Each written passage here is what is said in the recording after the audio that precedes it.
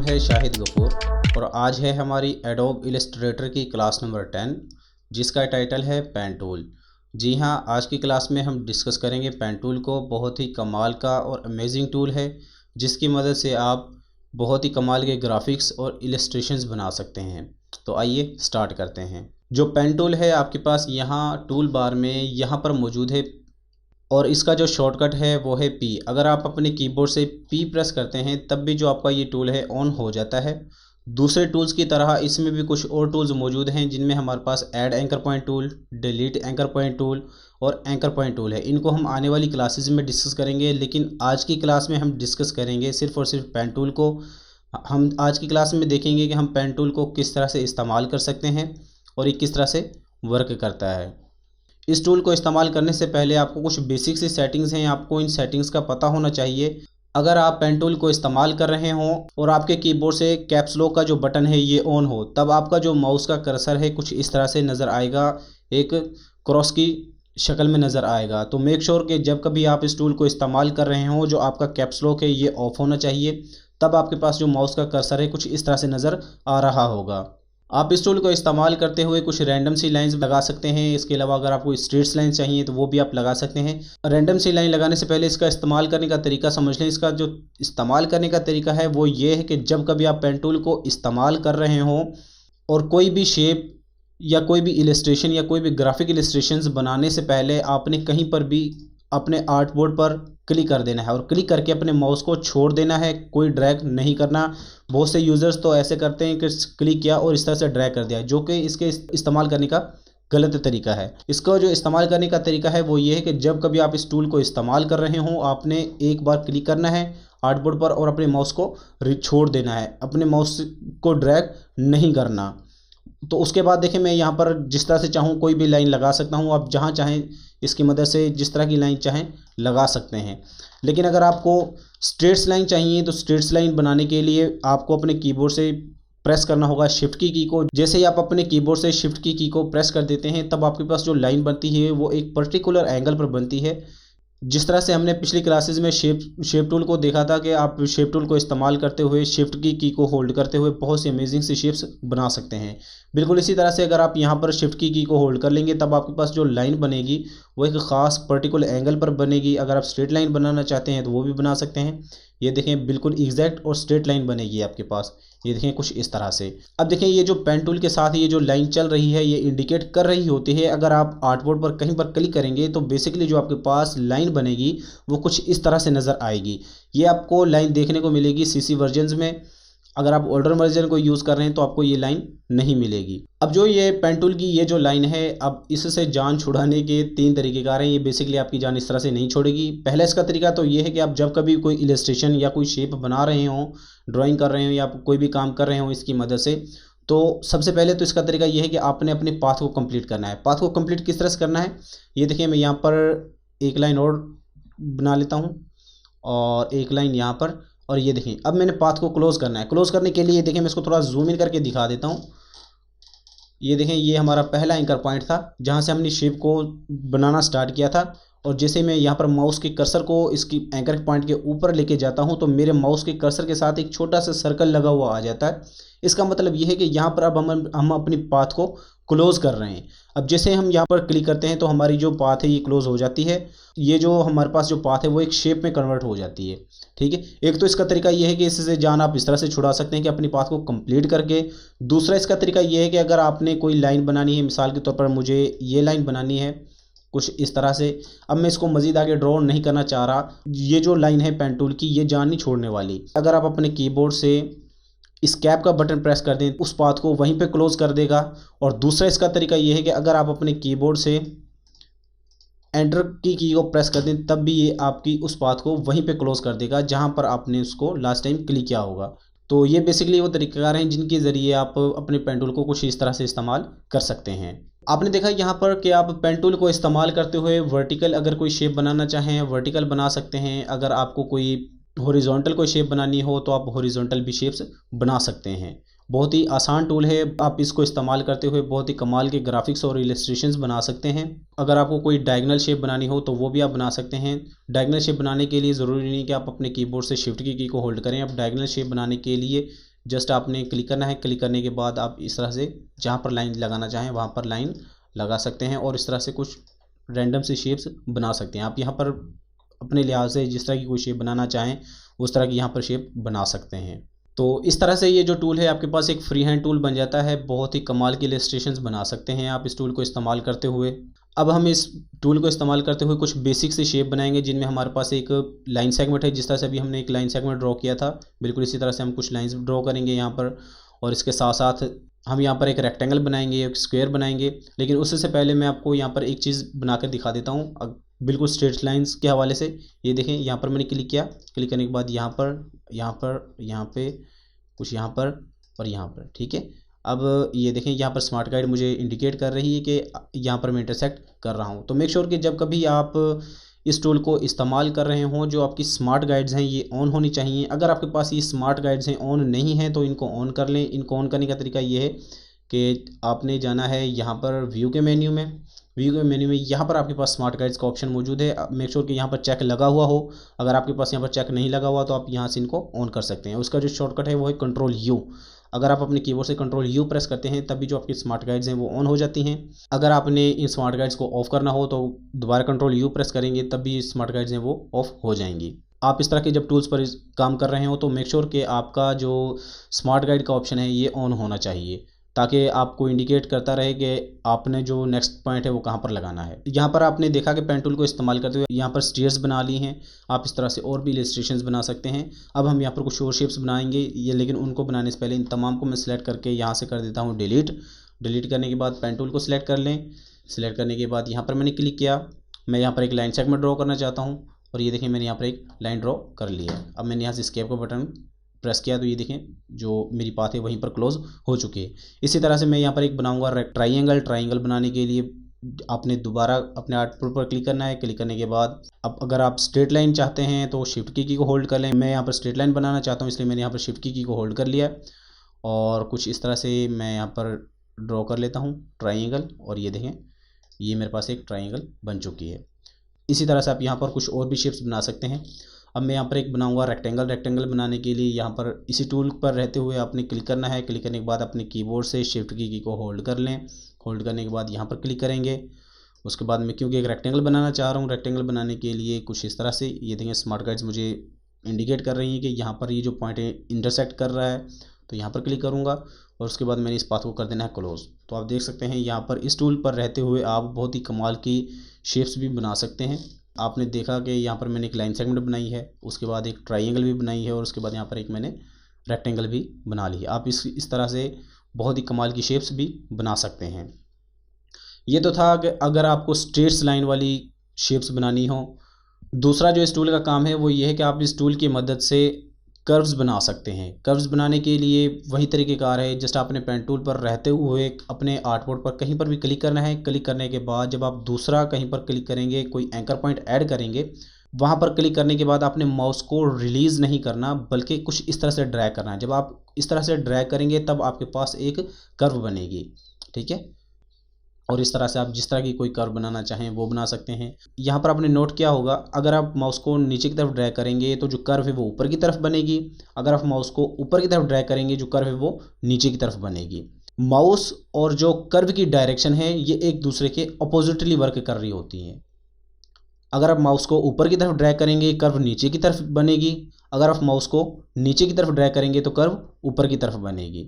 ये देखें यहाँ पर मैं कर्व बना लेता हूँ। यहाँ पर मैंने क्लिक किया और ये देखें मैं माउस को नीचे की तरफ ड्रैग करता हूँ तो जो कर्व है वो ऊपर की तरफ बनती है। लेकिन अगर मैं माउस को ऊपर की तरफ ड्रैग करता हूँ तो जो कर्व है वो नीचे की तरफ बनती है। बिल्कुल इसी तरह से लेफ़्ट टू राइट है। अगर आप अपने माउस को लेफ़्ट साइड पर ड्रैग करेंगे तो जो कर्व बनेगी वो राइट साइड पर बनेगी। लेकिन अगर आप माउस को राइट साइड पर ड्रैग करेंगे जो कर्व है वो लेफ़्ट साइड पर बनेगी। ये देखें यहाँ पर मैंने क्लिक किया और मैं माउस को राइट साइड पर ड्रैग कर रहा हूँ तो आप देख सकते हैं जो कर्व है वो मेरी लेफ़्ट साइड पर बन रही है। लेकिन अगर मैं माउस को लेफ़्ट साइड पर ड्रैग करूँगा तो आप देख सकते हैं जो कर्व है वो मेरी राइट साइड पर बन रही है। तो आप इस तरह से इस टूल को इस्तेमाल करते हुए जिस तरह से कर्व्स बनाना चाहें वो यहाँ पर बना सकते हैं। अब हम यहाँ पर अपनी इसी टूल को इस्तेमाल करते हुए यहाँ पर कुछ शेप्स बनाएंगे। हम यहाँ पर एक शेप बनाएंगे एक पत्ते की। जी हाँ, एक पत्ते की शेप बनाने वाले हैं। लेकिन उससे पहले मैं तमाम शेप्स को सिलेक्ट करके डिलीट ऑल कर देता हूँ। यहाँ पर मैंने क्लिक किया और यहाँ पर मैंने क्लिक करके इसको थोड़ा सा इस तरह से कर्व बना लिया। अब यहाँ पर मैंने इस हैंडल को बंद कर देना है। अब इस हैंडल को बंद मैंने क्यों किया या इस हैंडल को मैं बंद क्यों करना चाहता हूँ, ये हम आने वाली क्लासेस में डिस्कस करेंगे।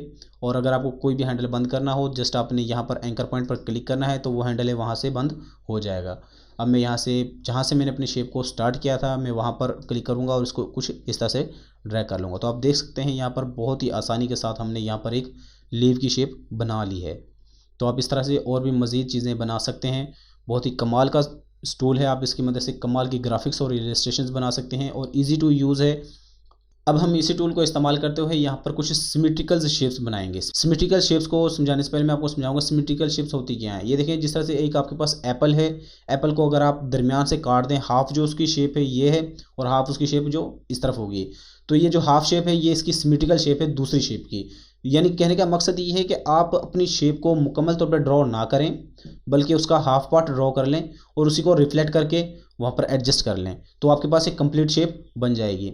तो देखें ये काम हम करते हैं। मैं यहाँ पर एक ट्रायंगल बनाऊंगा। ट्रायंगल बनाने के लिए यहाँ पर क्लिक कर दिया तो आप देख सकते हैं बहुत ही आसानी के साथ जो मेरी ट्रायंगल है उसका मैंने हाफ पार्ट यहाँ पर बना लिया है। और अब मैं इसको थोड़ा सा यहाँ से कलर कर देता हूँ। इसका जो फिल है वो मैं ऑफ कर देता हूँ, यानी कि जो मेरा स्ट्रोक है उसको मैं कलर देता हूँ ब्लैक कलर का। और यहाँ से इस वाली गाइड को मैं सिलेक्ट करके कर देता हूँ डिलीट। और अब यहाँ से मैं इस शेप को सिलेक्ट करूँगा। सिलेक्ट करने के बाद राइट क्लिक करें। राइट क्लिक करने के बाद यहाँ पर आपके पास ऑप्शन मौजूद है ट्रांसफॉर्म का। ट्रांसफॉर्म में आपके पास कुछ और भी ऑप्शंस हैं, इनको हम आने वाली क्लासेस में डिस्कस करेंगे, लेकिन अभी के लिए हमने सिर्फ करना है रिफ्लेक्ट। रिफ्लेक्ट करने के लिए यहाँ पर देखें रिफ्लेक्ट का ऑप्शन मौजूद है। जैसे आप यहाँ पर क्लिक करेंगे आपके पास एक पॉपअप विंडो ओपन हो जाती है। यहाँ पर कुछ ऑप्शंस हैं। अगर आप वर्टिकल कोई कॉपी लेना चाहते हैं वो ले सकते हैं, अगर आप हॉरिजॉन्टल कोई कॉपी लेना चाहते हैं वो ले सकते हैं, अगर आप अपनी शेप का कोई भी एंगल अपनी मर्ज़ी से रखना चाहें तो वो भी यहाँ पर रख सकते हैं। मेक श्योर कि यहाँ पर जो प्रीव्यू है ये ऑन होना चाहिए ताकि आपको पता चलता रहे कि आप जो काम कर रहे हैं वो किस तरह से नज़र आ रहा है।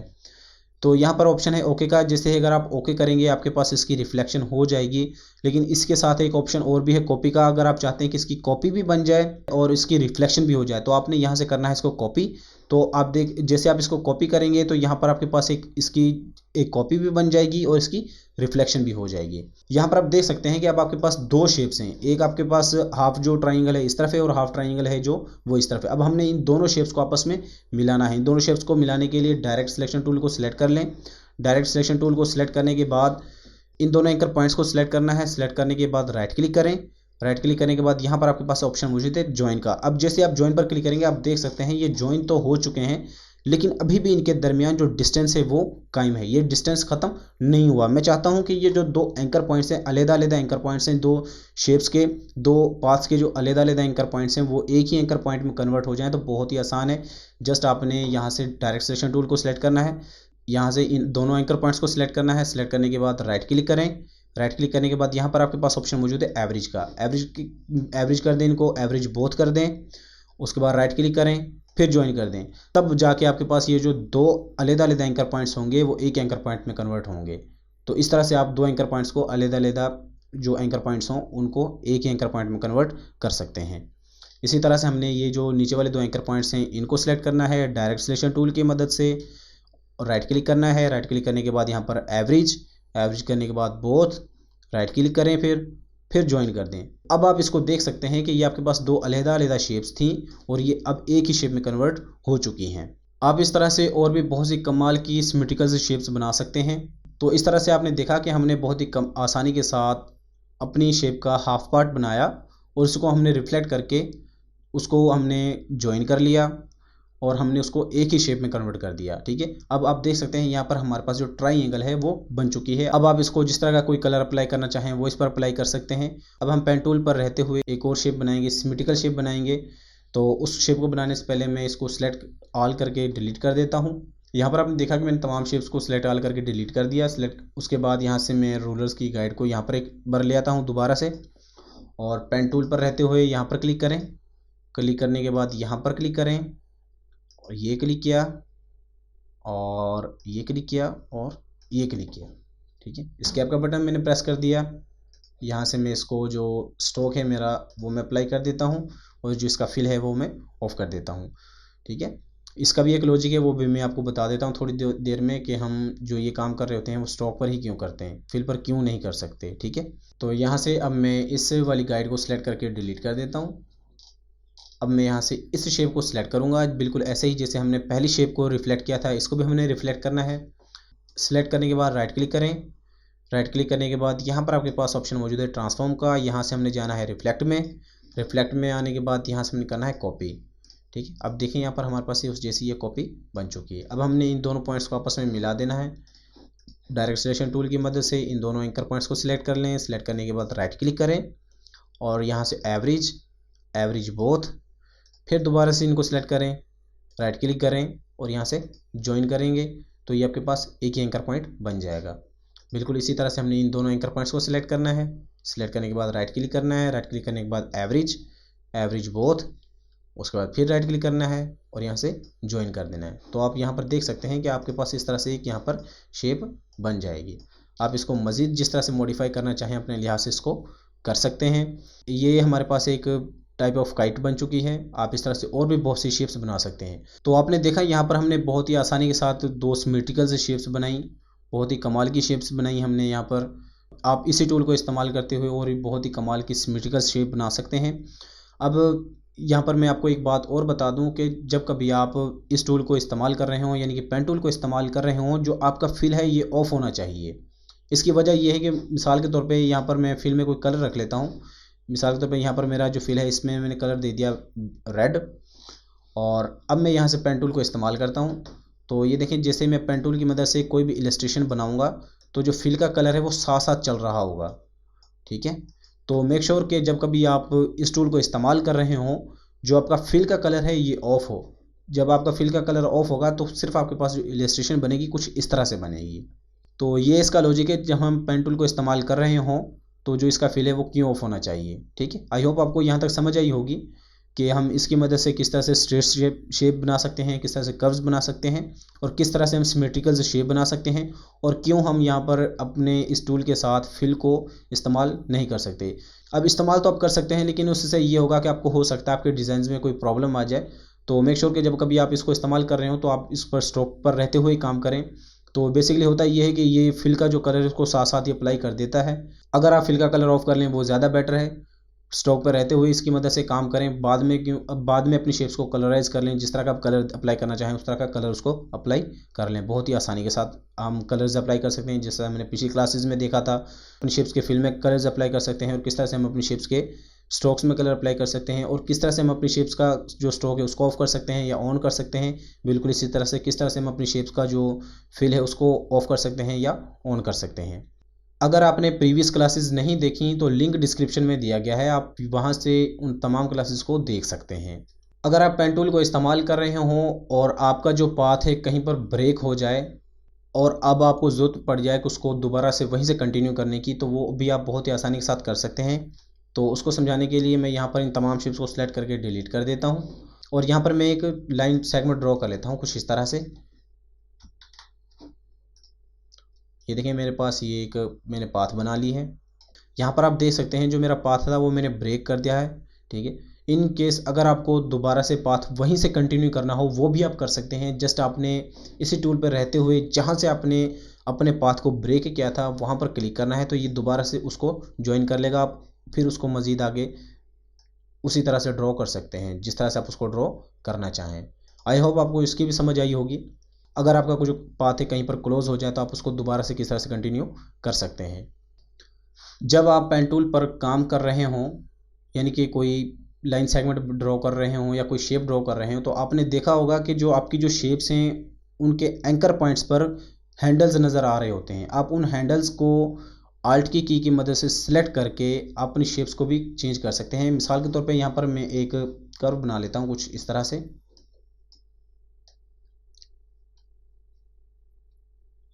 ये देखें यहाँ पर मैंने एक कर्व बना ली है, और ये जो हैंडल्स हैं आप इनको भी सिलेक्ट कर सकते हैं। अपने कीबोर्ड से आल्ट की को होल्ड कर लें। आल्ट की को होल्ड करने के बाद आप इन हैंडल्स को सिलेक्ट कर सकते हैं। ये देखें जैसे मैं माउस के कर्सर को इस हैंडल के ऊपर लेके जाऊंगा, जो मेरा माउस का कर्सर है वो चेंज हो जाएगा। अब आप इसको अपनी मर्ज़ी से जिस तरह से चाहें एडजस्ट कर सकते हैं, और अपनी शेप को किसी नई शेप में भी कन्वर्ट कर सकते हैं। तो आई होप आपको इस चीज़ की भी समझ आई होगी कि आप अपने पहले से बनी शेप को आप किस तरह से चेंज कर सकते हैं इन हैंडल्स की मदद से। तो इसी तरह से अभी हम यहाँ पर एक शेप बनाएंगे कर्व्स वाली, एक हार्ट की शेप बनाएंगे। हार्ट की शेप बनाने के लिए यहाँ पर मैं रूलर्स की मदद से जो स्मार्ट गाइड्स हैं वो यहाँ पर ले आता हूँ, और उसके बाद पेन टूल पर रहते हुए मैंने क्लिक करना है यहाँ पर क्लिक करने के बाद एक क्लिक करना है यहाँ पर, उसको मैंने थोड़ा सा कर देना है कर्व करने के बाद एक शेप, एक मैंने एंकर पॉइंट यहाँ ऐड करना है।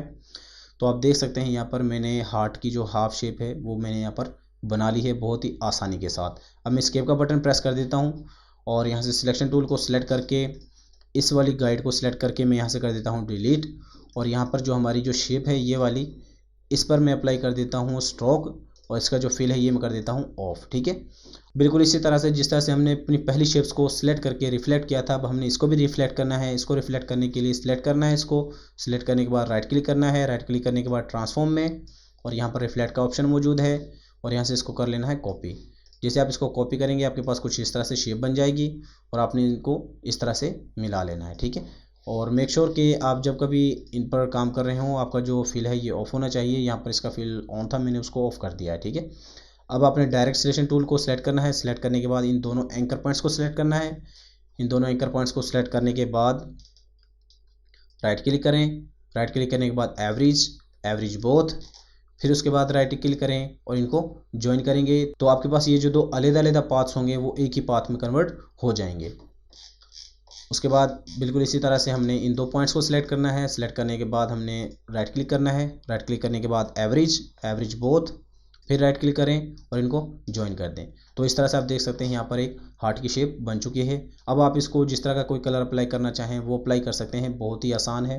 आई होप आपको यहाँ तक समझ आई होगी कि अगर आपको कोई कर्व्स वाली सिमेट्रिकल शेप्स बनानी पड़ जाएँ तो वो आप इस टूल की मदद से किस तरह से बना सकते हैं। तो ये थी आज की वीडियो जिसमें हमने डिस्कस किया पेन टूल के बेसिक काम को हमने डिस्कस किया, और इसकी मदद से हमने सिंपल सी शेप्स बनाई, सिमेट्रिकल से शेप भी बनाना सीखा। अब आपने करना यह है कि आपने बहुत अच्छे से इस टूल की प्रैक्टिस करनी है। बहुत ही कमाल का टूल है और बहुत ही अमेजिंग टूल है। आप इस टूल की मदद से बहुत ही कमाल के ग्राफिक्स और इलस्ट्रेशंस बना सकते हैं और बहुत ही कमाल के डिज़ाइंस बना सकते हैं। अब करना आपने यह है कि इसकी बहुत अच्छी तरह से आपने प्रैक्टिस करनी है।